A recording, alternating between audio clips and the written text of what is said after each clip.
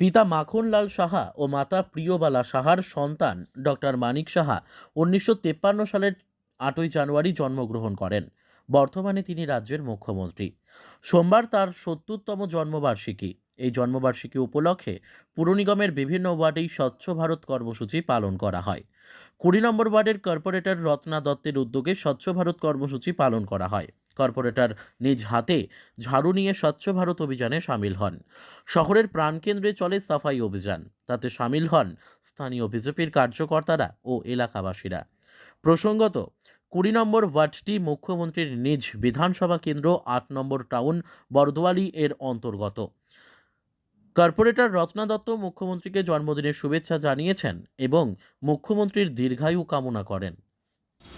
আপনারা সবাই অবগত আছেন যে আমাদের মাননীয় সবচেয়ে প্রিয়, সবার প্রিয়, জনপ্রিয় মুখ্যমন্ত্রী ডক্টর মানিক সাহেবের আজকে জন্মদিন উপলক্ষে আমরা সবাই এখানে উপস্থিত হয়েছি।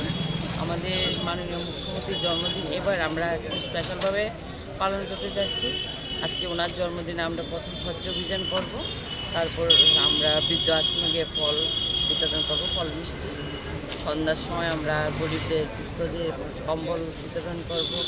তারপরে শান্তিপাড়া 17 নম্বর 16 নম্বর বুথ, অন্যান্য বিভিন্ন বুথে আমার কৃষ্ণ ওয়ার্ডের উদ্যোগে আমরা নারায়ণ সেবা করব। আমরা এবারের জন্মদিনটাকে একটু স্পেশালভাবে করতে চাই, কারণ উনি সবার জনপ্রিয়।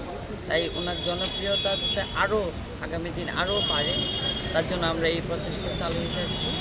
আর ওনার এই জন্মদিনে ওনার দীর্ঘায়ু কামনা করছি। Bureau report, news daily Bharat.